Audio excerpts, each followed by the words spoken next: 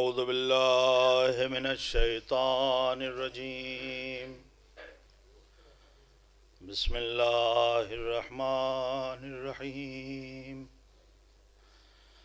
الحمد لله رب العالمين والصلاة والسلام على سيد الأنبياء والمرسلين سيدنا ونبينا وشفيعنا أبي القاسم محمد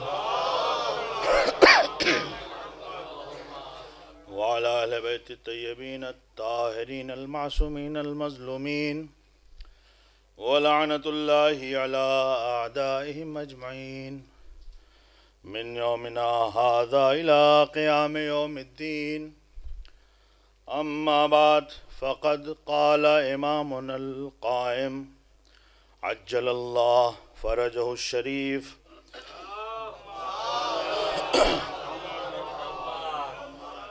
بسم الله الرحمن الرحيم لی فی ابنت رسول اللہ اسوۃ حسنہ. صلوات پڑھ دیں بر محمد والا.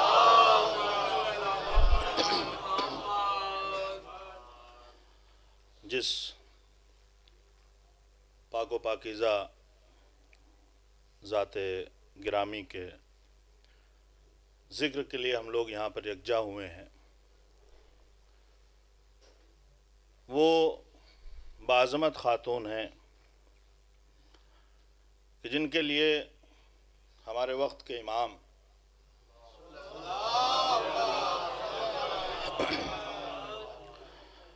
کہ معصومین سب ہمارے لیے بہترین نمونہ عمل ہیں، اسوہ حسنہ ہیں، اور خاص کر کے جو ہمارے وقت کا امام ہے،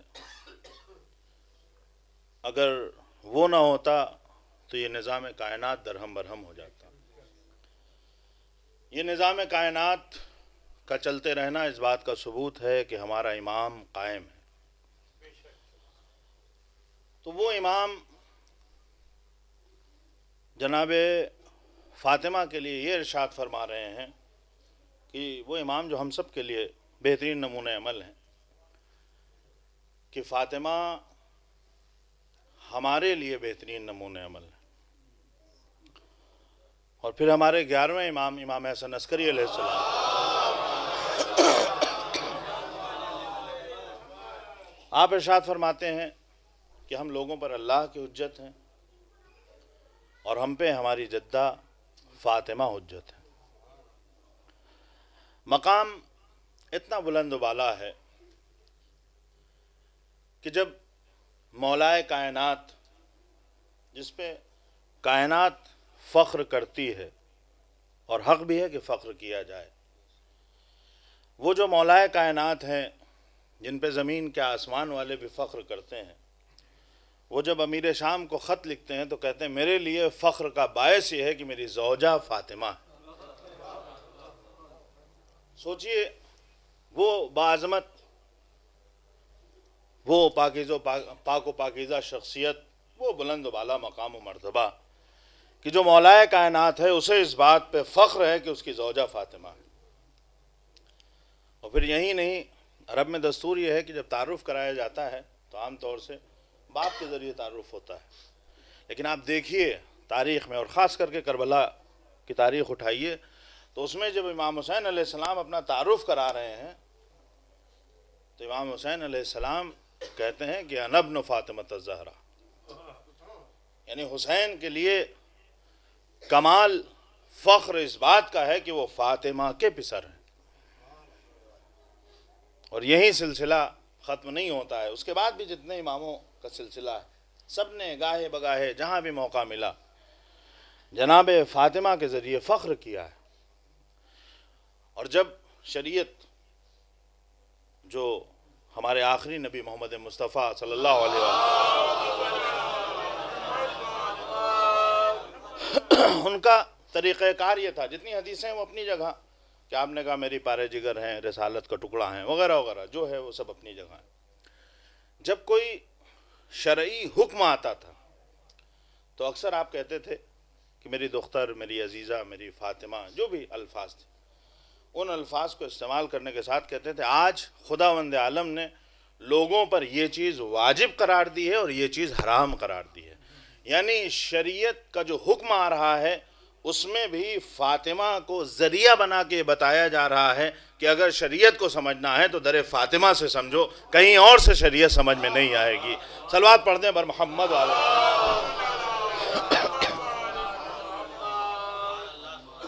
لہٰذا تمہیں اگر شریعت کو حاصل کرنا ہے، تم اگر دین کو حاصل کرنا چاہتے ہو، تم اگر دین کو سمجھنا چاہتے ہو تو تم فاطمہ کو وسیلہ بنا لو.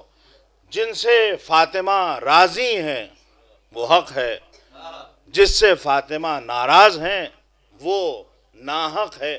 ایسا انسان یا جو بھی ہو، کوئی ایک فرد مراد نہیں ہے، جس سے بھی فاطمہ ناراض ہیں. اور ناراض فاطمہ کسی کے نام کی وجہ سے نہیں ہے، عمل کی وجہ سے ناراض ہوتی ہیں. یعنی بعض لوگوں کا عمل ہمارے لیے معیار ہے کہ اگر ایسا عمل کرو گے تو فاطمہ ناراض ہو جائیں گی. لہٰذا مقام عمل میں یہ دیکھنا ہے کہ ہمارا عمل ان لوگوں جیسا ہے جن سے فاطمہ راضی تھیں یا ان جیسا ہے جن سے فاطمہ ناراض تھیں. صلوات پڑھ دیں بر محمد والے. لہٰذا ہمیں ان لوگوں سے اظہار برات کرنا چاہیے جن سے فاطمہ ناراض ہیں، لیکن برات صرف لفظی نہیں ہونا چاہیے. مقام عمل میں بھی آپ اس طرح سے چلیے کہ یہ پتہ چل جائے کہ ان کا راستہ اور ہے، فاطمہ کے دشمنوں کا راستہ اور ہے. صلوات پڑھ دیں بر محمد والے. لہذا جناب فاطمہ بہترین نمونہ عمل ہیں. آپ ان کی سیرت دیکھیے، جناب فاطمہ کی سیرت پر عمل کیجئے، ان کے حساب سے چلا جائے، انہی کی طرح سے حق بات کی جائے اور انہی کی طرح سے ولایت کا دفاع کیا جائے.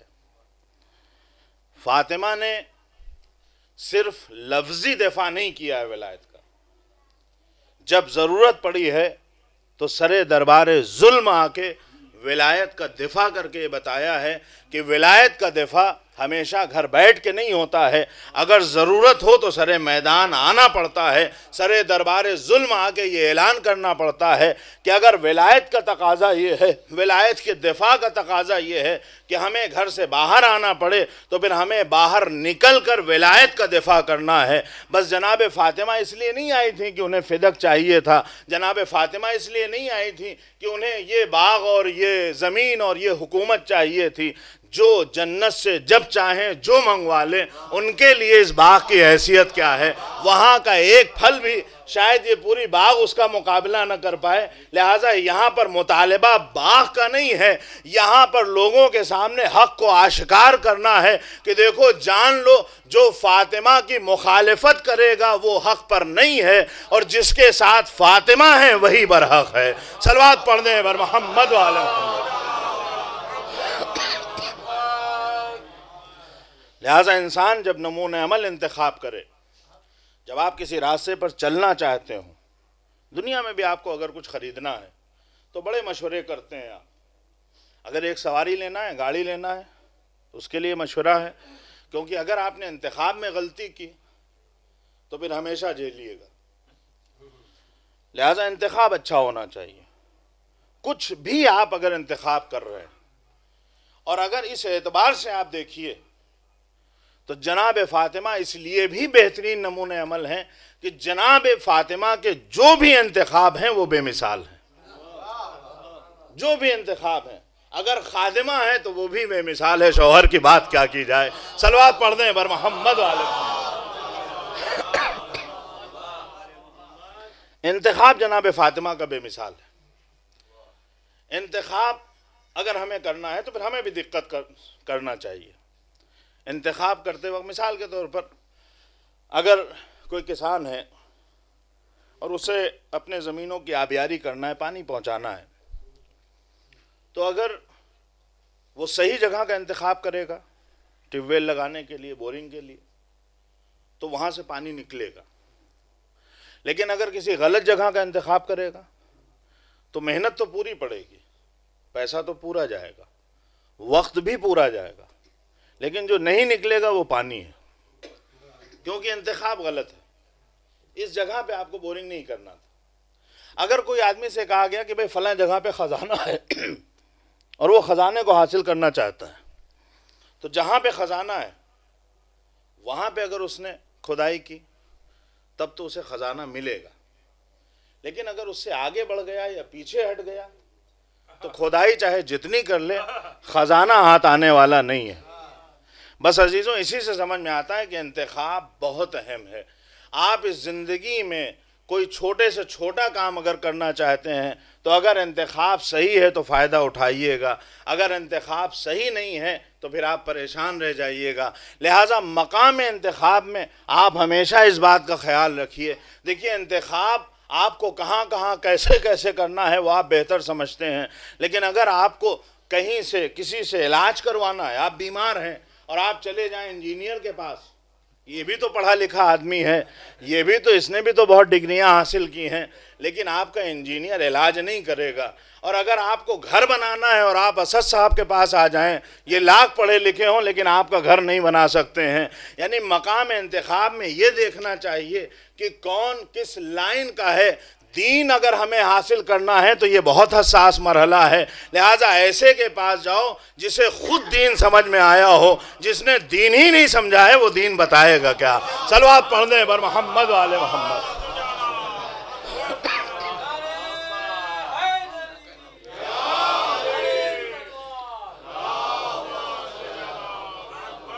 اور اسی لیے بہت اہم ہے، ایک میڈیکل لائن میں اگر کوئی شروع میں گیا ہے، ابھی پہلا سال ہے اس کا، اور آپ جائیں اور اس سے کہیں کہ ہمیں علاج کروانا ہے، تو وہ کہے گا کہ ابھی تھوڑا پڑھ لیں اگر قاعدے کا ہوگا، اور اگر بیوقوف بنانا ہوگا تو دوا دے دے گا۔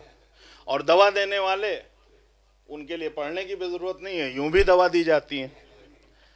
لیکن جو ابھی تعلیم شروع ہوئی ہے جس کی میڈیکل لائن میں ہے، ابھی وہ گیا ہے، اس کا ایڈمیشن ہوا ہے، تو اب آپ اگر اس کے سامنے جائیے اور اس سے کوئی دوا لکھوا لائیے، اور پھر آپ اسد بھائی کے پاس آئیے اور ان کے سامنے اس کی دوا رکھ کے یہ کہیے کہ میں ایک ڈاکٹر سے پوچھ کر آیا ہوں لہٰذا میں آپ کی بات نہیں مانوں گا، تو یہ ان پر بھی ظلم ہے اور خود پر بھی ظلم ہے۔ اور یہی حال دین کا بھی ہے کہ اگر آپ کسی ایسے سے دین سمجھنے لگیے، کسی ایسے سے فتویٰ لے آئیے جس نے ابھی پڑھنے کی ابتدا کی ہے، آپ عاظم صاحب سے فتویٰ لیجئے اور سیستانی صاحب کے مقابلے میں کھڑے ہو جائیے، اس سے بڑی ناانصافی کیا ہوگی؟ جسے فتویٰ دینے کا حق نہیں ہے، جس نے دین کو ابھی صحیح سے سمجھا نہیں ہے، اس حد تک وہ آپ کو دین سمجھا بھی نہیں سکتا ہے۔ صلوات پڑھ دیں بر محمد و آل محمد۔ لہذا انتخاب بہت اہم ہے۔ آپ کس سے دین حاصل کرنا چاہتے ہیں، آپ کس سے علاج کروانا چاہتے ہیں، آپ کس سے گھر بنوانا چاہتے ہیں۔ اگر گھر بنوانا ہے تو صحیح آدمی کے پاس جائیے گا تو بن جائے گا، ورنہ گھر بگڑے گا۔ اگر آپ صحیح ڈاکٹر کے پاس چلے جائیے گا تو علاج ہو جائے گا، ورنہ صحت خراب ہوگی۔ اور اگر دین بھی غلط جگہ سے حاصل کیجئے گا تو دین بھی خراب ہوگا، دنیا بھی خراب ہو جائے گی۔ صلوات پڑھ دیں بر محمد و آل محمد۔ اسی لیے حدیث قدسی میں ارشاد ہوتا ہے کہ کچھ چیزیں ایسی ہیں کہ ہم نے انہیں رکھا کہیں اور ہے، لوگ اسے تلاش کہیں اور کرتے ہیں، چیز وہ ہے کہیں اور، خزانہ یہاں ہے، آپ تلاش وہاں کر رہے ہیں۔ کہا کہ جناب موسیٰ سے خطاب ہے، حدیث قدسی ہے، یا موسیٰ انی وضعت الراہ فی الجنہ والناس یطلبونہ فی الدنیا، کہ ہم نے راحت اور آسائش کو جنت میں رکھا ہے، لوگ اسے دنیا میں تلاش کرتے ہیں۔ دیکھیے، اگر آپ غلط جگہ غلط چیز تلاش کیجئے گا تو وہ کبھی نہیں ملے گی۔ ارشاد کیا ہو رہا ہے کہ ہم نے راحت کو جنت میں رکھا ہے، لوگ اسے دنیا میں تلاش کرتے ہیں۔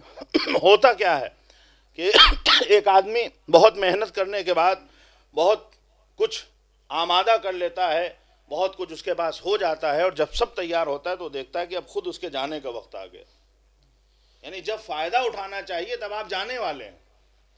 آپ نے اپنے بچے کے لیے بہت کچھ جمع کر لیا، سب کچھ ہے آپ کے پاس، لیکن پھر آپ دیکھتے ہیں کہ ایک دن ایسا آتا ہے کہ یہی بچہ جس کے لیے سب کچھ جمع کیا تھا وہ اس طرح سے بیمار ہے یا خدا نخواستہ دنیا سے گزر جاتا ہے۔ یعنی جو کچھ آپ نے جمع کیا ہے یہ آپ کے یہاں کام آنے والا نہیں ہے. یعنی دنیا کو اگر آپ کو دنیا بہرحال مزرع الآخرہ ہے، آخرت کی کھیتی ہے. بس فرق یہ ہے کہ ایک بار انسان دنیا کو دنیا کے لیے تلاش کرتا ہے، ایک بار دنیا میں محنت آخرت کے لیے ہوتی ہے. اگر آپ کو راحت چاہیے تو دنیا کو آخرت کا وسیلہ بنا لیجئے، اور اگر آپ اسی دنیا کو سب کچھ سمجھ لیں گے تو نہ یہاں راحت ملنے والی ہے نہ وہاں آسانی ہونے والی ہے. صلوات پڑھ دیں بر محمد وعلیہ. اس سے بہتر نعرہ صلوات.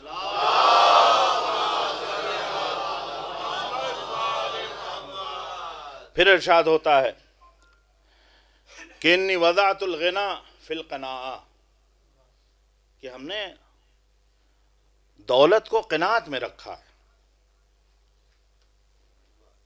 والناس یطلبونہ فی العروض، لوگ اسے اپنی خواہشوں کے پورا ہونے میں سمجھتے ہیں.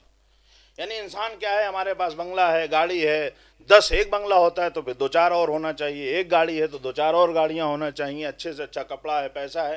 لوگ یہ سمجھتے ہیں جو اپنی ساری خواہشیں پوری کر لے، جبکہ خواہشیں کبھی پوری نہیں ہوتی ہیں.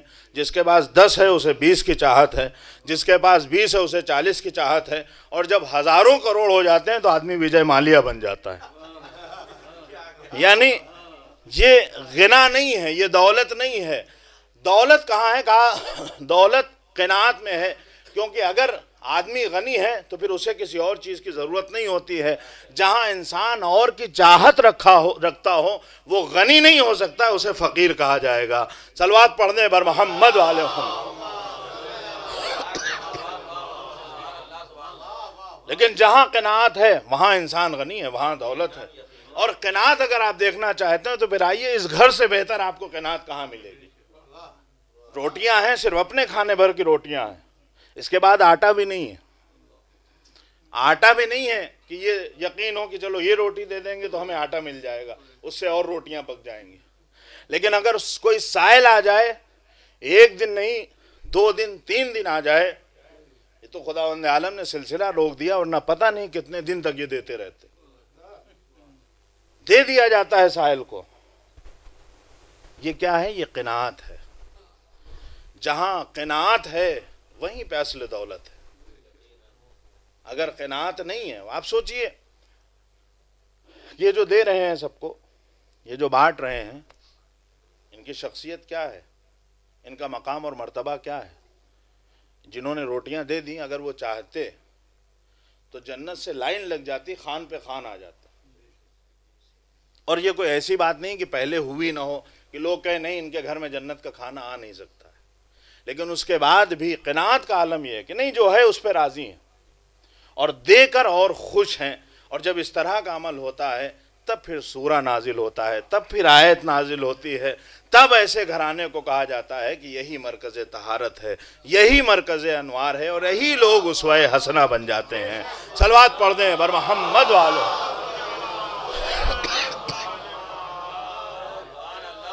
اور پھر آپ دیکھیے عالم کیا ہے. ہم لوگوں کے یہاں کیا ہوتا ہے؟ ہم لوگ جتنی بھی بات کی جاتی ہے اس میں ہم سب لوگ شامل ہیں، نہ خطیب الگ ہوتا ہے نہ سننے والے. ہمارے یہاں کیا ہے کہ ہم لوگ کو جب کہیں جانا ہوتا ہے تو کپڑوں میں چوز کرتے ہیں کہ کون سا پہنے اور کون سا نہ پہنے. کچھ گندے رہتے ہیں، کچھ دھلے ہوتے ہیں، کچھ میں پریس ہوتی ہے. یعنی کل ملا کے اچھے خاصے کپڑوں کا انتظام ہمارے یہاں رہتا ہے. روایتیں یہ بتاتی ہیں کہ جناب فاطمہ کی قناعت آپ دیکھیے کہ حسنین جو لباس پہنتے تھے وہ یہ نہیں تھا کہ امام حسن کا الگ ہے امام حسین کا الگ ہے. کبھی یہ ان کا کپڑا، کبھی وہ ان کا کپڑا پہنتے تھے. اور جب یہ کپڑے دھل دیے جاتے تھے تو ایک کپڑا بدن پر ہے، ایک دھلا ہوا ہے، اس کے علاوہ تیسرا کپڑا گھر میں موجود نہیں. آج کیا ہوتا ہے؟ آج ہم لوگ اپنے بچوں کو، جن کے پاس استطاعت ہے، وہ اپنے بچوں کو بہترین سے بہترین کپڑے پہناتے ہیں، بہترین سے بہترین ان کے لیے جو بھی آسائش ہے.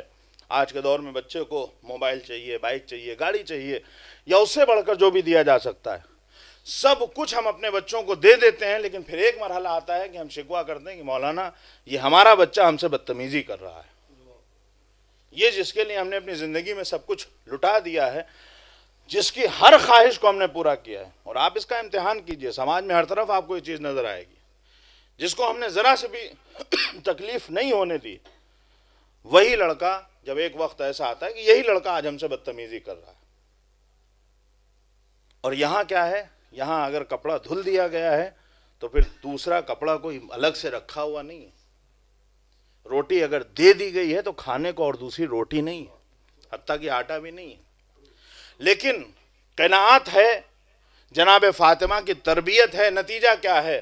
نتیجہ یہ ہے کہ اسی گھر سے کوئی حسن بن جاتا ہے، کوئی حسین بن جاتا ہے، کوئی زینب ہے، کوئی ام کلثوم ہے۔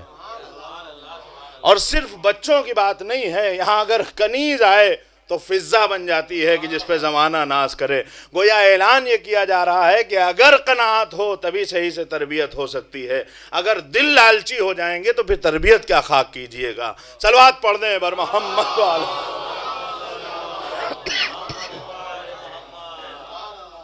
یہ چیزیں ہیں سیرت میں، اور نہ جانے کیا کیا کہ آپ دیکھیے کس طرح سے تربیت کی جا رہی ہے۔ یہی قناعت ہے۔ کیوں؟ کیونکہ اسی قناعت میں دولت ہے۔ خدا کہہ رہا ہے ہم نے دولت کو قناعت میں قرار دیا ہے، اور لوگ یہ سمجھتے ہیں کہ خواہشوں کا پورا ہو جانا، جتنی زیادہ سے زیادہ خواہشیں ہیں یہ دولت ہے، جتنا زیادہ آپ ساز و سامان جمع کر رہے ہیں یہ دولت ہے۔ پھر ارشاد ہوتا ہے یا موسیٰ، ہم نے عزت کو انکساری میں قرار، ہم نے عزت کو فی قیام اللیل، انی وضعت العزہ فی قیام اللیل والناس یطلبونہ فی ابواب السلاطین، کہ ہم نے عزت کو راتوں کو کھڑے ہو کے عبادت میں قرار دیا ہے، لوگ اسے حکمرانوں کے دروازوں پہ تلاش کرتے ہیں۔ دیکھیے غلط جگہ اگر عزت تلاش کیجئے گا تو بے عزت ہو جائیے گا، عزت نہیں ملنے والی۔ ہم نے عزت کو رات میں عبادت کرنے میں قرار دیا ہے۔ تم جب خاص کر کے جب ایسا موسم ہو کہ جہاں بستر چھوڑنے کا دل نہ کرتا ہو، وہاں پر آدمی جب اپنی نیند کو چھوڑ کر اور کھڑا ہوتا ہے، رات میں نماز شب پڑھتا ہے، تو پھر خداوند عالم کہہ رہا کہ ہم نے عزت کو اس میں قرار دیا ہے۔ کیوں؟ کیونکہ یہ اپنے خدا کے لیے کھڑا ہوا ہے، دنیا کو دکھانے کے لیے نہیں کھڑا ہوا ہے۔ لیکن لوگ کہاں تلاش کر رہے ہیں؟ لوگ اسے سلطانوں، حکمرانوں، ان کے دروازوں پہ تلاش کر رہے ہیں۔ وہاں عزت ہے نہیں، لہٰذا تمہیں عزت ملے گی نہیں۔ نتیجہ کیا ہوگا؟ تم خود بھی ذلیل ہوگے، اپنی قوم کو بھی ذلیل کرو گے۔ اور یہ مشاہدہ ہمارے سامنے ہے، سامنے کی چیز ہے معاشرے میں۔ آپ آج دیکھ لیجئے کہ ایسے لوگوں کو عزت نہیں مل رہی ہے، وجہ یہی ہے کہ یہ غلط جگہ عزت تلاش کر رہے ہیں۔ جن کے پاس خود عزت نہیں ہے، آج یہ حکومت میں ہے، کل جب حکومت نہیں رہے گی تو انہیں بے عزت کر کے نہ جانے کتنے کیس لگائے جائیں گے۔ پھر کل یہی لوگ آئیں گے، تمہارے سامنے ہاتھوں کو بلند کیے ہوں گے، پھر چاہیں گے کہ تم وسیلہ بنو انہیں اقتدار میں لانے کا۔ تو جنہیں تم عزت دے رہے ہو وہ تمہیں کیسے عزت دے سکتے ہیں؟ عزت دینے والا تو وہی ہے جو تمہارا مالک بھی ہے، خالق بھی ہے، رازق بھی ہے، اسی نے پیدا کیا ہے، وہی تمہیں زندہ رکھے ہے۔ صلوات پڑھ دیں بر محمد وآل محمد۔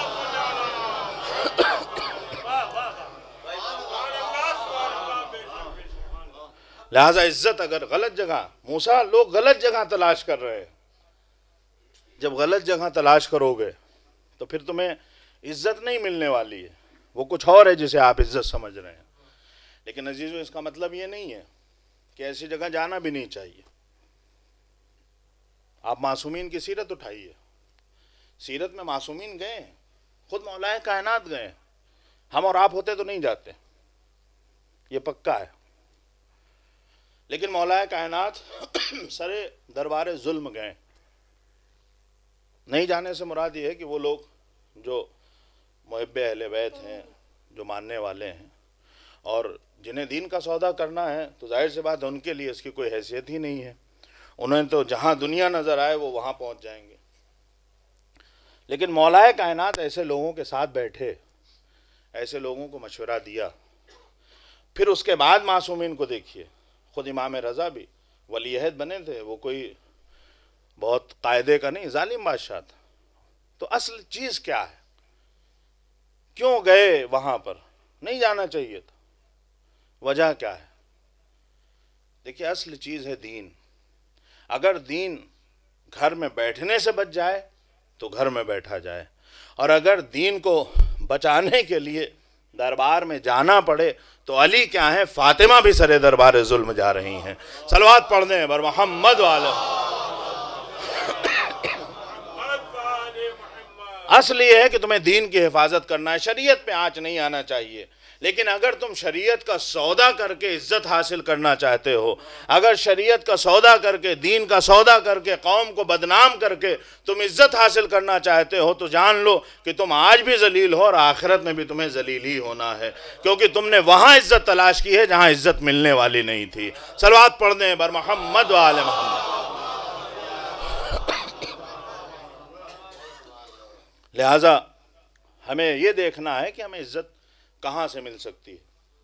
معصومین نے یقیناً گئے ہیں، لیکن کہاں، جہاں دین کی حفاظت کی جائے، اور اگر دین کی حفاظت ہو سکتی ہے تو ٹھیک ہے، سر دربار ظلم جانا ہے، ورنہ ظالموں کا تو طریقہ یہی ہے کہ انہوں نے ہر دور میں دیندار لوگوں کی مخالفت کی۔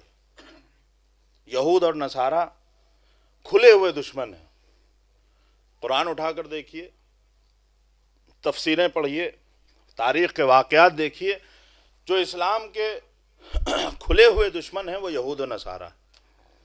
کبھی کبھی اگر کسی کی حقانیت کو پرکھنا ہے تو اس کے دشمنوں کو دیکھ لیجیے، سمجھ میں آ جائے گا اس کے دشمنوں کو دیکھ کے کہ اس کی حقانیت کتنی ہے، کتنا سچا ہے۔ یہ یہود اور نصارہ جو اسلام کے کھلے ہوئے دشمن ہیں، یہ جس کی مخالفت کریں سمجھ لیجیے وہیں اصلی اسلام ہے۔ اور اگر یہ کسی کے ساتھ ہیں، بھلے ہی وہ خادمین حرمین شریفین کیوں نہ ہو، لیکن اگر یہود و نصارہ ساتھ ہیں تو یہ اسلام نہیں ہے، بلکہ اسلام کے نام پر دھوکہ کیا جا رہا ہے۔ صلوات پڑھ دیں بر محمد و آل محمد۔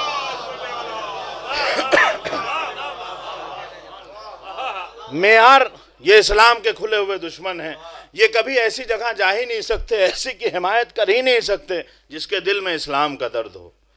یہ وہیں جائیں گے، انہی لوگوں کی حمایت کریں گے جن سے انہیں امید ہو کہ یہ اسلام کے لیے خطرہ ثابت ہو سکتے ہیں۔ دیکھیے آج 11 فروری کو اسلامی انقلاب، ایران کے اسلامی انقلاب کی سالگرہ ہے۔ آپ دیکھیں کہ جب سے انقلاب آیا، پہلے جس کے سامنے بھی تاریخ ہو، جس نے بھی ہسٹری پڑھی ہے اور نہیں پڑھی ہے تو اب جا کے دیکھیے گا کہ پہلے تہران کی بات ہی کچھ اور تھی۔ جتنے عیاشی کے اڈے تہران میں تھے، یہ پیرس وغیرہ کو ٹکر دیتا تھا، اور اسرائیل وغیرہ کے لیے جو تیل کی پائپ لائن تھی وہ بس ان کے لیے فری، کوئی اس میں باؤنڈیشن نہیں، جتنا تیل آپ کو چاہیے لیجئے، بدلے میں آپ ہماری حمایت کرتے رہیے۔ لیکن پھر ایسا ہوتا ہے کہ ایک انقلاب آتا ہے جسے اسلامی انقلاب کہا گیا، اور اس انقلاب نے کچھ ایسا عمل کیا کہ جتنے یہود و نصارہ تھے یہ اتنے سخت دشمن ہو گئے۔ کل تک جو بہت بڑے دوست تھے، انہوں نے آج 10 پابندیاں، کل 20، پرسوں 30، اسی طرح پابندیوں پہ پابندیاں بڑھاتے چلے گئے۔ یہ جو پابندیاں بڑھاتے ہیں تو ہمیں شیب ابی طالب کی یاد آ جاتی ہے۔ کفر کا مزاج یہ ہے کہ حق والوں پر پابندیاں لگائی جائیں۔ صلوات پڑھ دیں بر محمد و آل محمد۔ سوال یہ ہے کہ اب آپ آج کیوں مخالف ہو گئے؟ کل تک تو آپ دوست سے، آخر ایسا کیا ہو گیا؟ کیوں آپ مخالف ہو گئے؟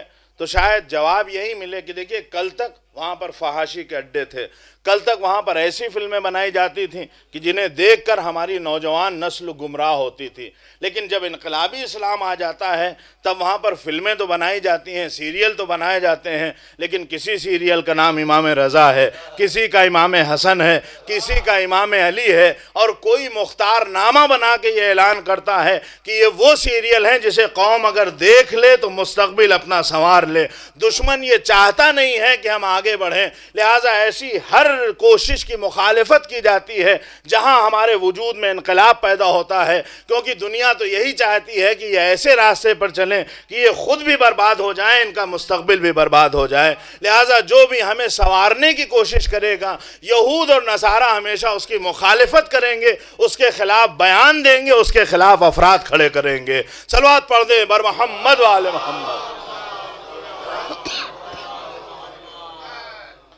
لہٰذا یہی وجہ ہے کہ آج سب سے زیادہ آپ نے بم بنایا، اور ہیروشیما اور ناگاساکی پہ آپ نے بم ڈال پھینک بھی دیا، ہزاروں لاکھوں لوگ مر گئے، لیکن آپ اس بات کی پابندی لگا رہے ایران پر کہ تم بم بناؤ گے اور مارو گے، جبکہ یہ اعلان کیا جا رہا ہے کہ ہماری شریعت میں ایسا کوئی بھی ہتھیار بنانا جو انسانیت کے خلاف ہو اس کی اجازت نہیں ہے۔ لیکن اس کے بعد بھی آپ یہ کہتے ہیں، اس کی مثال ایسی ہے کہ ہم نے ایک ہتھیار بنایا، کسی کے گھر میں ڈاکہ ڈالا، اسے مار بھی ڈالا، اور پھر اس کے بعد ہم نے اسد صاحب سے کہا کہ آپ کو ہم اس لیے گھر میں بند کریں گے کیونکہ آپ ایک ہتھیار بنائیے گا اور کسی کو ماریے گا۔ تو ساری دنیا یہ کہ بھیا تم نے بنا کے مار دیا اور تم اپنے اوپر کوئی پابندی نہیں ہے، اور جس نے ابھی نہیں بنایا ہے تم یہ کہہ رہے ہو بناؤ گے اور مارو گے۔ یہی حال امریکہ اور ایران کا ہے، انہوں نے ہتھیار بنا کے لوگوں کو مار بھی ڈالا ہے، یہاں اس بات کی پابندی ہے کہ تم بناؤ گے اور مارو گے۔ اس سے بڑھ کے دادا گیری اور کیا ہو سکتی ہے؟ صلوات پڑھ دیں بر محمد وآل محمد۔ لہٰذا یہ جو دشمن ہیں انہیں کبھی بھی اس بات سے، اور خاص کر کے جتنی بھی طاقتیں ہیں جو بھی ہوں، ایران جیسی طاقتیں خاص کر کے، ان کی مخالفت صرف اس لیے کرنا ہے کہ انہوں نے اس کا رزلٹ بھی دیکھا۔ دیکھیے پابندیاں بڑھتی جا رہی ہیں، ابھی کچھ مہینہ پہلے اور پابندیاں بڑھا دی گئیں۔ کیوں ایسا ہو رہا ہے؟ انہوں نے رزلٹ دیکھا، انہوں نے کہا جنہیں ہم خادمین حرمین شریفین کہتے ہیں، ان کے یہاں کے پروڈکٹ کیسے ہیں؟ کہا یہ کبھی اسامہ بناتے ہیں، کبھی بغدادی بناتے ہیں، کبھی داعش بناتے ہیں، کبھی طالبان بناتے ہیں۔ ان کا کام کیا ہے؟ یہ جاتے ہیں کہیں مسجد کو نشانہ بناتے ہیں، کہیں امام باڑے کو نشانہ بناتے ہیں، یعنی یہ صرف اور صرف اپنی قوم کے درمیان اختلاف پیدا کرتے ہیں اور مسلمانوں کی پسماندگی کا سبب بنتے ہیں۔ لیکن جب انہوں نے دیکھا کہ ایران کا پروڈکٹ کون سا ہے، کہنے لگے ان کے یہاں سے تو حسن نصر اللہ جیسے لوگ سامنے آتے ہیں۔ ایک حسن نصر اللہ اس بات کے لیے کافی ہے کہ یہود اور نصارہ ساری زندگی ایران کی مخالفت کریں۔ صلوات پڑھ دیں بر محمد وآل محمد۔ اور آپ دیکھیے کہ جب ایک کردار بنتا ہے، جب کوئی آدمی کردار میں اہل بیت کو اپناتا ہے، ہم لوگ تو باتوں میں اہل بیت کو اپناتے ہیں، مقام عمل میں نہیں، جب کردار اہل بیت والا ہوتا ہے تو ہوتا کیا ہے؟ ایک آدمی کا وجود اسلام کی تبلیغ کا ذریعہ بن جاتا ہے۔ یہ حسن نصر اللہ کی وجہ سے جہان عرب میں اتنا بڑا انقلاب آیا۔ یہ جو پریشان ہوئے، یہ جو ساری پریشانیاں، وجہ یہی ہے کہ انہوں نے وہ عرب جن کو کبھی 3 دن میں اور کبھی 7 دن میں سارے عرب ممالک ملے، اسرائیل سے جنگ کی اور اسرائیل نے سب کو شکست دے دی، تو یہ 3 دن اور 7 دن میں ان کو شکست دے دی۔ اب عرب کو یہ سمجھ میں آیا کہ ہم سے زیادہ ذلیل و خوار کوئی قوم ہی نہیں ہے۔ یہ کل تک اپنے آپ کو سب کا سردار سمجھتے تھے۔ اب پھر اس کے بعد اسی میں سے ایک لبنان جیسا چھوٹا ملک، نقشے پہ آپ تلاش کریے گا تو جلدی ڈھونڈ نہیں پائیے گا، اور اس میں بھی اس کے ایک خطے میں مخصوص شیعوں کا علاقہ۔ لیکن ان شیعوں نے صرف عملی نعرے نہیں لگائے، انہوں نے اگر لبیک یا حسین کہا تو اس پہ عمل بھی کیا، انہوں نے اگر ہیہات من الذلہ کہا تو اس پہ عمل بھی کر کے دکھایا۔ خالی ہم یہ نہیں کہیں گے کہ ذلت ہم سے دور ہے، بلکہ ذلت کو اپنے وجود سے دور کر کے بتائیں گے کہ کربلا والے کیسے اس مسلمان اور کیسا اسلام دنیا تک پہنچانا چاہتے ہیں۔ اور پھر اس کے بعد جب یہ نعرے لگا کہ انہوں نے مقابلہ کیا ظلم کا، 33 دن جنگ ہوتی ہے، جس کا نتیجہ یہ ہوتا ہے کہ ایک قدم بھی یہ پیچھے نہیں ہٹتے ہیں۔ وہ اسرائیل جس نے سارے ملکوں کو شکست دی تھی 3 اور 7 دن میں، یہ لوگ ایک قدم بھی جب پیچھے نہیں ہٹے، تب اس کے بعد سارے عرب ممالک کو اس بات کا احساس ہوا، خاص کر کے عرب کے جوانوں کو، کہ ہم جو اپنے آپ کو غیور عرب کہتے تھے، ہمارا حقیقی نمائندہ تو یہی ہے جس نے غیرت کے ساتھ دشمنوں کا مقابلہ کیا ہے۔ لہٰذا آؤ پتہ چلائیں کہ یہ کس مسلک کا ماننے والا ہے، کس مذہب کا ماننے والا ہے، کن کے بتائے ہوئے راستے پہ چلنے والا ہے۔ ایک کیریکٹر لوگوں کے سامنے آتا گیا، لوگ اپنا راستہ بدلتے چلے گئے۔ صلوات پڑھ دیں بر محمد حال۔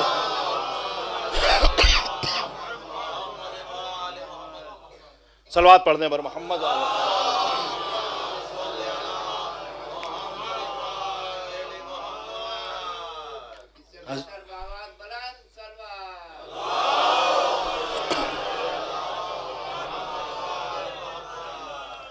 اور عزیزوں، اس کی وجہ یہ ہے کہ انہوں نے صرف نعرہ نہیں لگایا ہم لوگوں کی طرح، بلکہ اپنے وجود میں انقلاب لے کر آئے. اور جب آپ اس راستے پر آگے بڑھیے گا تو پھر اہل بیت ہماری مدد بھی کرتے ہیں، ہمارا سہارا بھی بنتے ہیں. واقعہ ہے، خود میرے سامنے بیان کیا. قم میں ایک آئے تھے حزب اللہ کے خاص کمانڈر تھے کوئی، لیکن آپ ان کا چہرہ دیکھیے گا نا تو ہم جیسے لوگوں سے بہت اچھے اور نورانی چہرے. تو انہوں نے ایک بات کہی تھی، ابھی جو یہ حدیث قدسی پڑھی تو وہ بھی یاد آئے. انہوں نے کہا کہ رات میں مورچے پر تھا، جب جنگ شروع ہوئی تو اسرائیل میں یہ طے ہوا کہ بھائی ان کے پاس رات میں دیکھنے والا کوئی راڈار ہے نہیں، حزب اللہ بہت چھوٹا سا گروپ ہے، تو ہم لوگ ایسا کرتے ہیں کہ رات کی تاریکی میں ایک حملہ کیا جائے اور یہ جو پورا شیعوں کا ایریا ہے اسے ختم کر دیا جائے. تو اب انہوں نے تیاری کی، ایک بیڑا پورا تیار کیا گیا، فائٹر پلین. اور آپ کو پتا ہے کہ فائٹر پلین کی آواز بعد میں آتی ہے، پلین پہلے پہنچتا ہے. اب اتنی سپیڈ ہے بہرحال. تو یہ لوگ تیار ہوتے ہیں. اصول یہ ہے کہ ایک احتیاطاً ایک فائٹر پلین آگے بھیجا جاتا ہے کہ اگر کہیں دشمن کے پاس ہو کوئی ایسا ہتھیار تو ہمیں پتہ چل جائے. تو بہرحال انہوں نے ایک فائٹر پلین آگے بھیجا، اور یہ حزب اللہ کا کمانڈر جن کا چہرہ دیکھ کے لگ رہا تھا کہ انہوں نے جو عزت پائی ہے وہ نماز شب پڑھ کے پائی ہے. انہوں نے کہا کہ میں رات کی تاریکی تھی، نماز شب میں مشغول تھا، بیچ میں اثناء نماز شب انہیں ایسا لگا کہ جیسے کوئی الہام سا ہو، بس ایک دل چاہا کہ اس رات کی تاریکی میں ایک فائر کر دیا جائے. کوئی آواز نہیں ہے، کوئی خبر نہیں ہے، کوئی آہٹ نہیں ہے، بس ایسا لگ رہا ہے کہ جیسے کوئی کہہ رہا ہو، ایک الہام سا ہو کہ تم رات کی تاریکی میں ایک فائر کر دو. یہ آئے اور انہوں نے بغیر دیکھے ہوئے آسمان میں ایک فائر کیا، اور وہ فائر اس فائٹر پلین پہ لگا جو سب سے آگے آ رہا تھا. جیسے ہی وہ فائٹر پلین گرا دشمنوں میں ایک ہڑکم مچ گیا. انہوں نے کہا ہم تو یہ سمجھ رہے تھے کہ ان کے پاس رات کی تاریکی میں دیکھنے والا راڈار نہیں ہے، لیکن حزب اللہ کے پاس تو رات کی تاریکی میں دیکھنے والا راڈار بھی موجود ہے. جی چاہتا ہے ہاتھوں کو جوڑ کے کہوں کہ نہیں، ان کے پاس رات کی تاریکی میں دیکھنے والا راڈار نہیں ہے، لیکن ان کے پاس پردے غیب میں رہ کر حفاظت کرنے والا امام موجود ہے. وہ دن کے اجالے میں بھی حفاظت کرتا ہے، رات کی تاریکی میں بھی حفاظت کرتا ہے. صلوات پڑھنے ہیں برما.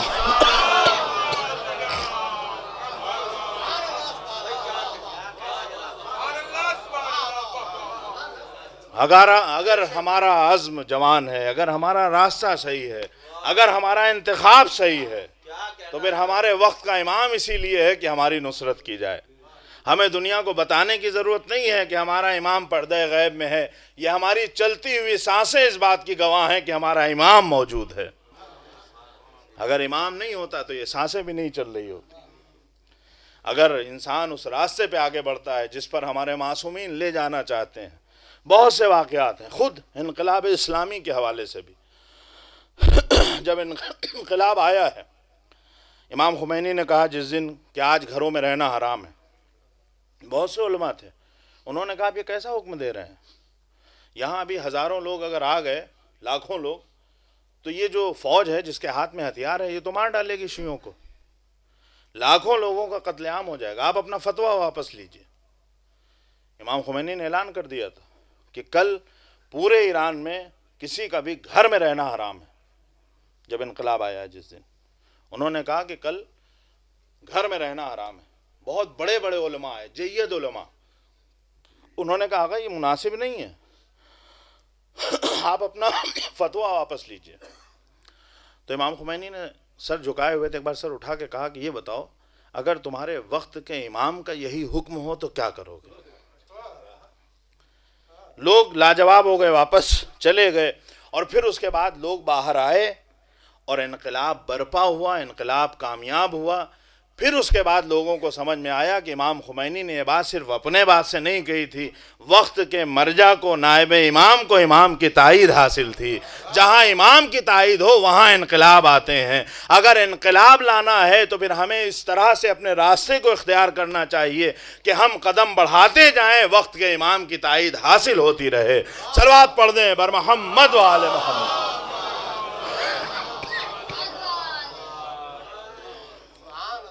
لہذا عزیزوں، انتخاب بہت اہم ہے۔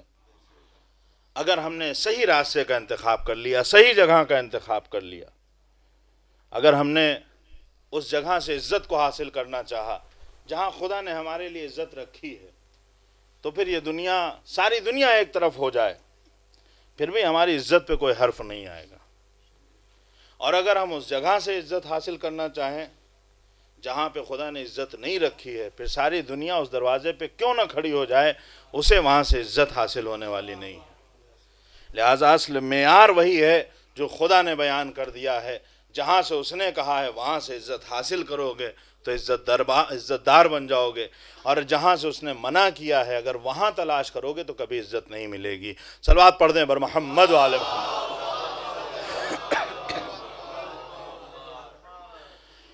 اور پھر ارشاد ہوتا ہے کہ ہم نے بلندی کو انکساری میں قرار دیا ہے، اور لوگ اسے تکبر میں تلاش کرتے ہیں۔ جہاں انکساری ہے وہاں بلندی ہے۔ مثالیں آپ کے سامنے موجود ہیں، آج کے سماج میں بھی آپ دیکھ لیجئے کہ کہاں پہ بلندی ہے۔ بلندی انسان کو کب حاصل ہوتی ہے؟ جب اسے عزت حاصل ہو۔ اور کیسے لوگوں کو عزت حاصل ہوتی ہے، کیسے لوگوں کو بلندی حاصل ہوتی ہے؟ جہاں انکساری پائی جائے۔ لیکن اگر کہیں تکبر ہے تو وہاں پر انسان کو بلندی حاصل ہونے والی نہیں ہے۔ آپ وقتی طور پر اپنے غرور کے ذریعے، اپنی طاقت کے ذریعے سامنے والے کو دبا لیجئے، لیکن اس کی نگاہ میں آپ کا مقام بلند ہونے والا نہیں ہے۔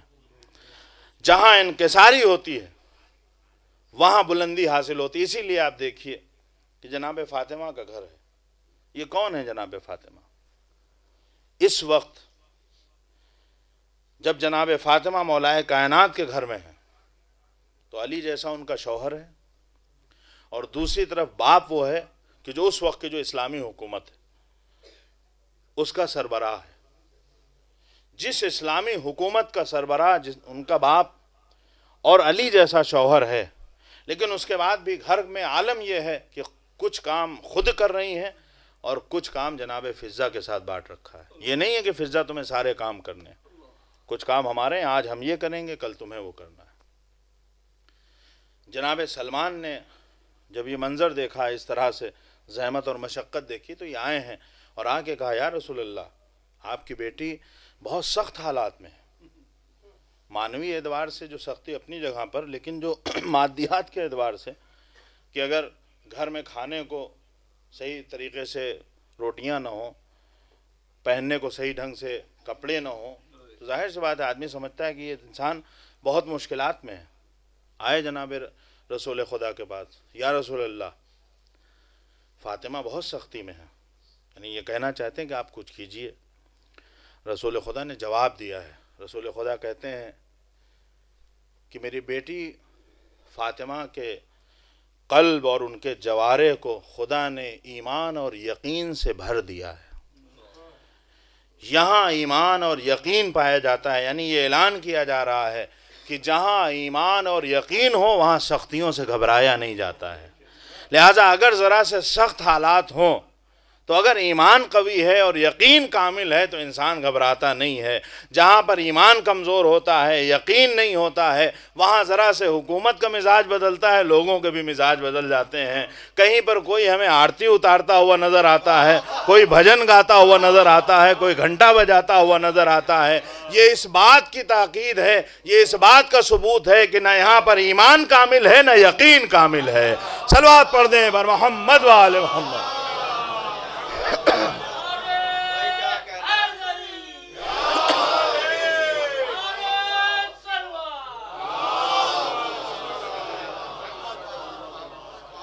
جس کا اپنے خدا پر ایمان ہے، جس کا اپنے خدا پر یقین ہے، وہ ان دنیاوی خداؤں کے سامنے کیوں سر جھکائے گا؟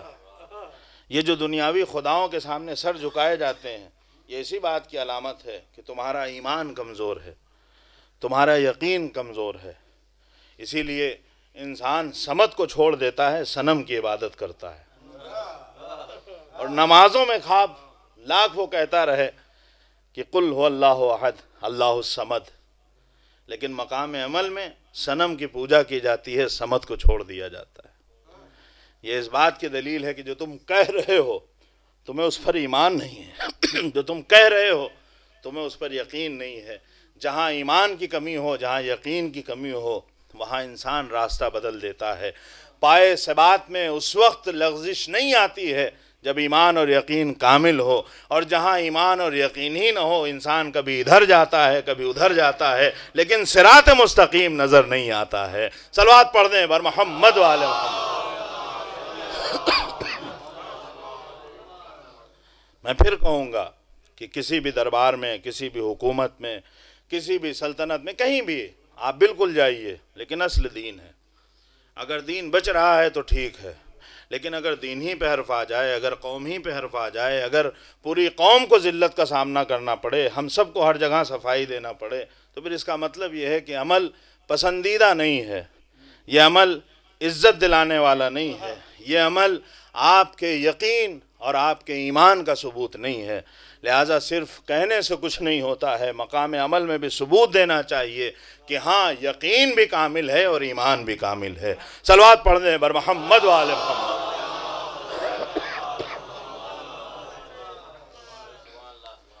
بس عزیزوں، بہت زیادہ دامن وقت میں گنجائش نہیں ہے، لیکن ہمیں ہمیشہ اس بات کا خیال رکھنا چاہیے کہ ہم کس چیز کو کہاں سے حاصل کر رہے ہیں، اور اگر اس انتخاب میں ہم نے غلطی کی تو پھر ہمارے لیے پریشانیاں ہیں۔ کوئی سا بھی راستہ ہو، وہ راستہ چلنا مشکل ہو جاتا ہے۔ اگر ہم دین حاصل کرنا چاہتے ہیں تو وہاں سے دین حاصل کیا جائے جنہیں خود دین پتہ ہو۔ اگر ہم ایسے لوگوں کو دیکھیں، آج کل بھی ایک مسئلہ قوم میں ہے، کسی کو سیاسی طور پر آگے لے آنا وہ اور ہے، لیکن کسی کو اپنا آقا اور مولا مان لینا یہ اور ہے۔ سیاسی طور پر ایک مشترک اسٹیج پہ آپ لے آئے کہ ہاں فلاں صاحب بھی مداح اہل بیت ہیں، وہ ٹھیک ہے، لیکن انسان ظرف سے وہی چیز باہر آئے گی جو ہے۔ آپ وہاں سے ظرف اٹھا لاتے ہیں، پھر سمجھتے ہیں یہ ہمارے جیسا ہے۔ ہمارے جیسا کیسے ہو جائے گا؟ جہاں کا ہے وہیں کا رہے گا، اور اس ظرف سے وہی چیز باہر آئے گی جو اس کے اندر ہے۔ لہٰذا اس کو ممبروں پہ بیٹھالتے وقت خیال رکھیے کہ کسے ممبر پہ لانا چاہیے اور کسے نہیں لانا چاہیے۔ صلوات پڑھ دیں بر محمد وآل محمد۔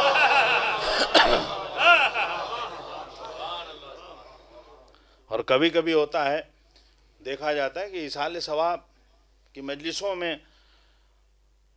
ان لوگوں کو لایا جاتا ہے جن کی خود بخشش کی گارنٹی نہیں ہے۔ تو یہ جو اپنی بخشش کی گارنٹی نہیں رکھتا ہے، یہ آپ کے مردے کو کیا بخشوائے گا؟ صلوات پڑھ دیں بر محمد۔ وجہ یہی ہے کہ یہاں آپ یہ چاہتے ہی نہیں بخشش ہو، آپ ایصال ثواب نہیں چاہتے ہیں، آپ تو شوبازی چاہتے ہیں، آپ تو یہ چاہتے ہیں کہ آپ کا نام اور نمود ہو، آپ تو یہ چاہتے ہیں کہ لوگ کہیں کہ ہاں فلاں آئے تھے۔ تو ٹھیک ہے، جس چیز کے لیے آپ چاہتے تھے وہ ہو گیا۔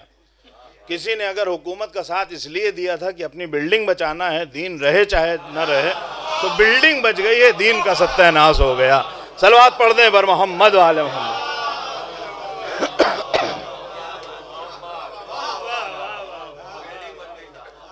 اگر کسی نے حکومت کا اس لیے ساتھ دیا ہے کہ اسے کرسی مل جائے تو ٹھیک ہے، اس کی کرسی سلامت ہے، وہ اپنے مقصد میں کامیاب ہے، اس نے دین کا سوچا نہیں تھا، لہٰذا دین کی وہ حفاظت بھی نہیں کر رہا ہے۔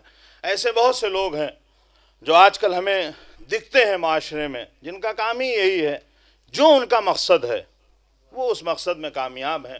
ان کا مقصد کبھی دین کو بچانا تھا ہی نہیں، ان کا مقصد کبھی کلمہ حق کو بلند کرنا تھا ہی نہیں، جس کا جو مقصد تھا اس نے وہ حاصل کر لیا ہے۔ یہ ہماری کم فہمی ہے، بے بصیرتی ہے کہ ہم یہ سمجھے تھے کہ یہ ہماری کشتی کو طوفان سے پار لگا دیں گے، جو خود بھنور میں پھنسے ہوئے ہیں یہ ہمیں کیا لے جائیں گے۔ صلوات پڑھ دیں بر محمد وآل۔ اس سے بہتر نعرہ صلوات.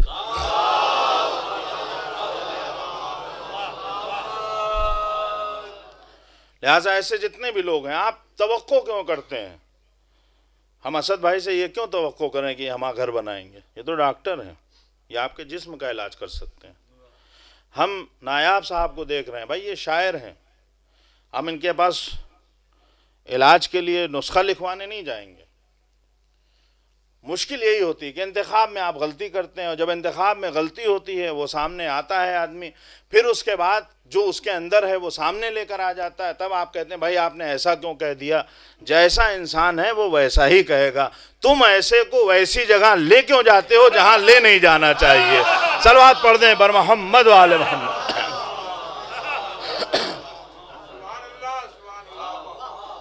اور یہ بھی آپ دیکھ لیجئے، اس کو بہرحال آپ ایک جملہ معترضہ سمجھیے کہ یہ بھی دیکھا گیا کہ وہ ایصال ثواب کے لیے فاتحہ بھی ان سے پڑھایا جا رہا ہے. آپ کو کم سے کم اس بات کا بھی خیال رکھنا چاہیے کہ یہ کھانا جو فاتحہ والا ہے یہ جا کہاں رہا ہے، کہیں پہلے ہی والوں میں نہ رہ جائے. اور آپ کا فاتحہ، کیونکہ جس کا جو عقیدہ ہے وہ انہی کو پہنچائے گا، جنہیں آپ چاہ رہے ہیں یہ وہاں نہیں پہنچانے والا ہے. صلوات پڑھ دیں بر محمد و آل محمد.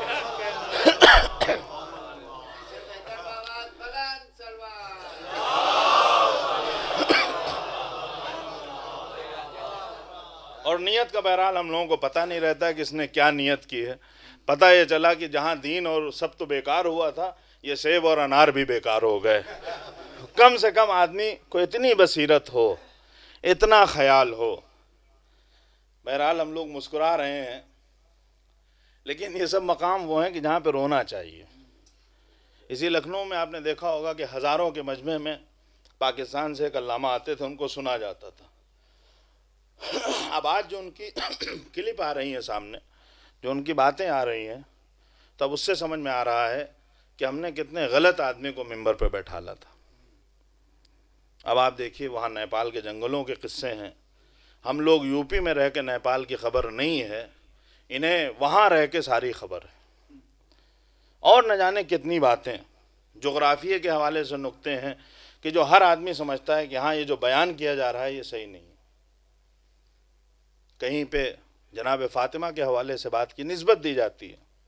ہم لوگ بہت احترام کرتے ہیں اپنے پرچم کا، لیکن کوئی یہ نہیں کہہ سکتا ہے کہ جو اشوک کی لاٹ کا چکر ہے وہ جناب سیدہ کی چکی ہے. لیکن یہ چیز یہاں پڑھی گئی، کہی گئی، اور اس وقت ہو سکتا ہے ہم لوگوں نے واہ واہ بھی کی ہو. وہ چیز، اس کو تشبیہ دینا جناب فاطمہ کی چکی سے، یہ ایک اور ظلم نہیں ہے جو آپ اہل بیت پہ کر رہے ہیں. جہاں نادانی ہوتی ہے، جہاں جہالت ہوتی ہے، جہاں بے بصیرتی ہوتی ہے، وہاں انسان اہل بیت کے ظلم میں اضافہ ہی کرتا ہے. وہ یہ سمجھتا ہے کہ ہم فضائل پڑھ رہے ہیں، لیکن علم نہیں ہے. لہذا نتیجہ یہ ہوتا ہے کہ ظلم میں اور اضافہ ہوتا ہے. ہم یہاں پر آئے ہیں تاکہ وقت کے امام کے بارگاہ میں پرسہ پیش کیا جائے. ہمارا امام صاحب عزا ہے، ہمارے وقت کا امام غمزدہ ہے. یقیناً سارے ائمہ کو غم ہے، لیکن وہ امام جو وقت کا امام ہے ہمیں اس کو پرسہ پیش کرنا ہے.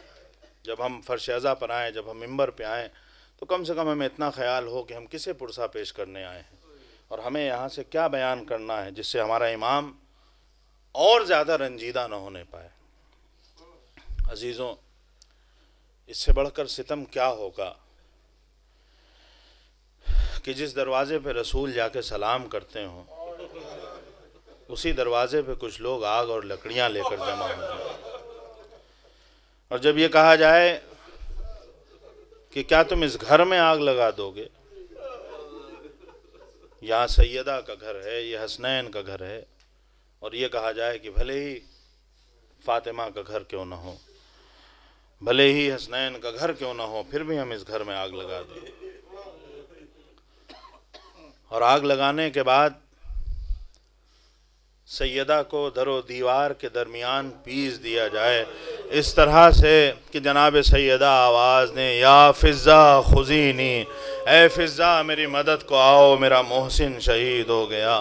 ہاں عزیزوں، ظلم کی یہیں پہ انتہا نہیں ہوتی ہے، بعض روایتیں تو یہ بھی ہیں کہ لوگ تازیانے لے کے آگے بڑھتے ہیں، درے لگائے جاتے ہیں۔ سوچئے رسول زادی ہیں، فاطمہ ہیں، بدعت منی جنہیں کہا ہے، انہیں تازیانے لگائے جا رہے ہیں، انہیں درے لگائے جا رہے ہیں، در و دیوار کے درمیان پیس دیا جاتا ہے۔ جناب فاطمہ کے شکم میں جناب محسن شہید ہو جاتے ہیں۔ ہاں عزیزوں، یہی وہ زخم تھا جن کی تاب نہ لا کے سیدہ اس دنیا سے گزر جاتی ہیں۔ بس عزیزوں، ایک بات عرض کرنا ہے، آپ سوچئے کہ اس وقت مولائے کائنات کے دل پہ کیا گزری ہوگی، علی جیسا مرد گھر میں موجود ہو اور اس کی زوجہ کو در و دیوار کے درمیان پیس دیا جائے، کتنے غم کا مقام ہے، کیا گزری ہے علی پہ ہم بتا نہیں سکتے۔ سیدہ اس دنیا سے گزر جاتی ہیں، تمام مرحلے طے ہوتے ہیں، کبھی غسل دیتے ہوئے علی نعرہ لگاتے ہیں، کبھی بچے رو رہے ہیں، بس ایک موقع ایسا آتا ہے کہ بچے رخصت ہونا چاہتے ہیں، ایک ایک کر کے بچے رخصت ہونے لگے، لیکن ایک حسین ہے جو اپنی ماں کے پاس سے اٹھتے نہیں ہیں۔ اے اماں، جب تک تم اپنے کلیجے سے نہ لگا لو حسین رخصت نہ ہوگا۔ روایتیں کہتی ہیں کہ ایک بار بندے کفن ٹوٹے وَمَدَّتْ يَدَاهُ، اور سیدہ نے دونوں ہاتھ پھیلا دیے ہیں، عجب نہیں کہ آواز آئی ہو، اے میرے بیٹا حسین آؤ میری آغوش میں آ جاؤ۔ ہاں عزیزوں، حسین رخصت ہوئے ہیں، ماں نے کلیجے سے لگایا ہے۔ کیا یہی آخری موقع ہے جب سیدہ نے کلیجے سے لگایا ہے؟ نہیں عزیزوں، تاریخ میں پھر ایک مقام آتا ہے کہ ایک بچہ ہے، حسین ہے، جو اس وقت گھوڑے پہ سوار ہے، ایک بار اس پہ وار ہوتے ہیں، زمین پہ گرنا چاہتے ہیں، لیکن زمین مقتل کو اپنے بالوں سے صاف کرنے والی سیدہ موجود ہیں۔ عجب نہیں کہ ہاتھوں کو پھیلا دیا ہو، اے میرے بیٹے میری آغوش میں آ جا، جزاؤکم ربکم۔ بس عزیزوں، چند لمحے اور ہیں۔ جب کوئی اس دنیا سے گزر جاتا ہے، ساری روایتیں نہیں پڑھنا ہے، واقعات آپ کی نگاہوں کے سامنے ہیں، آپ آگے سنیں گے، لیکن ایک وقت ایسا آتا ہے کہ جب کوئی اس دنیا سے گزر جائے تو کوشش یہ کی جاتی ہے کہ جو چیزیں اس کی یاد کا ذریعہ بنتی ہیں انہیں نگاہوں کے سامنے سے ہٹا دیا جائے، کیونکہ اگر وہ چیزیں سامنے رہتی ہیں تو پھر مرنے والا بہت یاد آتا ہے۔ ایک بار علی جب گھر میں آتے ہیں سیدہ کے بعد تو حسنین روتے ہوئے کہتے ہیں، بابا جب آپ چلے جاتے ہیں زینب مصلی پہ کھڑی ہوتی ہے، ماں کی چادر اوڑھتی ہے، ماں کے مصلی پہ نماز پڑھتی ہے، ارے ایسا لگتا ہے کہ ماں نماز پڑھ رہی ہے، ہمیں اپنی اماں کی بہت یاد آتی ہے، جی چاہتا ہے ہاتھوں کو جوڑ کے عرض کروں، اے مولا، ارے زینب نے چادر اوڑھ کے نماز پڑھی تو آپ کو اپنی ماں یاد آ گئی، لیکن ہائے رے 4 سال کی بچی سکینہ، ارے کوفے اور شام کی راہوں میں کبھی باپ کا سر نگاہوں کے سامنے ہے، کبھی بھیا کا سر ہے، کبھی چچا عباس کا سر ہے، ارے سکینہ کو کبھی بابا یاد آتے، کبھی اصغر یاد آتا ہے، کبھی اکبر یاد آتے ہیں۔ عزیزوں، کوفے اور شام کی راہیں ہیں، شہداء کے سر ہیں، سکینہ کی نگاہیں ہیں، عجب نہیں کہ بچی نے نعرہ لگایا ہو، اے بابا آپ کے بعد میرے گوشوارے چھین لیے گئے، مجھے تماچے لگائے گئے، مجھے دیار بدیار پھرایا گیا، واہ حسینہ واہ سکینہ واہ سیدہ۔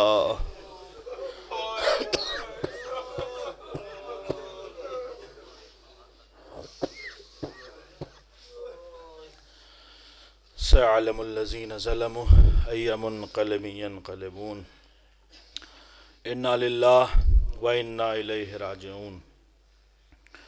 بار الہ ہمارے ناسوؤں کو ہمارے ذکر کو مرحومین اور بالخصوص ڈاکٹر اسد عباس صاحب کے والدین کی بخشش کا وسیلہ قرار دے۔ بار الہ جو بھی یہاں بیمار ہیں تجھے ذکر کا واسطہ ہے، آنسوؤں کا واسطہ، بیمار کربلا کے صدقے میں انہیں شفائے کامل اور عاجل عنایت فرما۔ بار الہ جہاں جہاں بھی دنیا میں مسلمان موجود ہیں ان کی جان مال عزت و آبرو کی حفاظت فرما۔ بار الہ جہاں جہاں بھی شیعان حیدر کرار موجود ہیں، چاہے وہ یمن ہو، بحرین ہو، سعودی عرب ہو، پاکستان ہو، ایران ہو، عراق، جہاں جہاں بھی شیعان حیدر کرار موجود ہیں، بار الہ ان کی جان مال عزت و آبرو کی حفاظت فرما۔ بار الہ ہمارے اماکن مقدسہ کی حفاظت فرما۔ جو جوان ہمارے اماکن مقدسہ کی حفاظت کرتے ہوئے، چاہے وہ سیریا میں ہو، سامرہ ہو، کربلا ہو، بہت سے جوان ہیں جنہوں نے اپنی جانوں کا نذرانہ پیش کیا ہے۔ بار الہ جو اماکن مقدسہ کی حفاظت کرتے ہوئے اس دنیا سے گزر گئے ہیں ان کے درجات کو بلند فرما۔ جو لوگ اماکن مقدسہ کی حفاظت کر رہے ہیں ان کی جان مال عزت و آبرو کی حفاظت فرما۔ بہت سے ایسے جوان ہیں کہ جن کے چھوٹے چھوٹے بچے ہیں، بار الہ تجھے جناب سکینہ کی یتیمی کا واسطہ، ان بچوں کو احساس یتیمی نہ ہونے پائے۔